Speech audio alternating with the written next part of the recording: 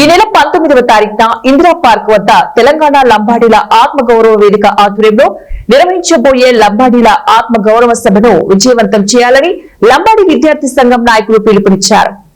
ఈ మేరకు OU arts college ఆవరణంలో ఆత్మగౌరవ సభకు సంబంధించిన గోడ పత్రికను ఘనంగా ఆవిష్కరించారు. ఈ సందర్భంగా వారు మాట్లాడుతూ లంబాడీలను ఎస్టీ జాబితాలలో నుంచి తొలగించేందుకు కొంతమంది కుట్రలు పడుతున్నారని, ఆ కుట్రలను తిప్పుకొట్టేందుకే ఈ నెల 19వ తారీఖున ఇందిరా పార్క్ వద్ద ఆత్మగౌరవ సభను నిర్వహించడం జరుగుతుందన్నారు. లంబాడీల హక్కుల ఆత్మగౌరవం కోసం తలపెట్టిన ఈ సభకు లంబాడీ జాతి పెద్దలు, మేధావులు, ఉద్యోగ సంఘాల నాయకులు, ప్రొఫెసర్లు, ప్రజా విద్యార్థి సంఘాల నాయకులు కూడా పెద్ద ఎత్తున తరలి వచ్చి విజయవంతం చేయాలని పిలుపునిచ్చారు. మిమ్మల్ని ముఖ్యమంత్రి సీట్లో కూర్చోబెట్టిర్రు, కానీ ఈ రోజు లంబాడీలు తెలంగాణ రాష్ట్రంలో లంబాడీలకు చాలా రకాలైన అన్యాయాలు జరుగుతున్నాయి.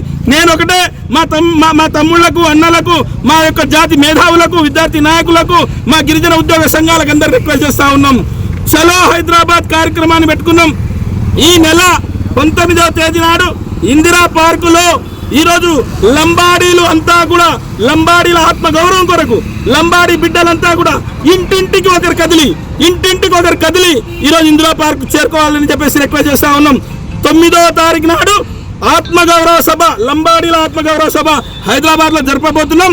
ఈ ఆత్మగౌరవంతో తెలంగాణ రాష్ట్రంలో ఉన్న తెలంగాణ ప్రభుత్వానికి, మాకు ఆదివాసులకు చిచ్చు పెడుతున్నటువంటి కొంతమంది కుహనా మేధావులు, ఈరోజు చాలా మంది మేధావులు మాట్లాడుతూ ఉన్నారు లంబాడీలు అసలు ఎస్టీలు కాదంట అని. ఈ కుహనా మేధావులకు మేము అడుగుతా ఉన్నాం, మీరు ఎక్కడ చెప్తే అక్కడ ఓపెన్ డిబేట్ మేము సిద్ధం ఉన్నాం.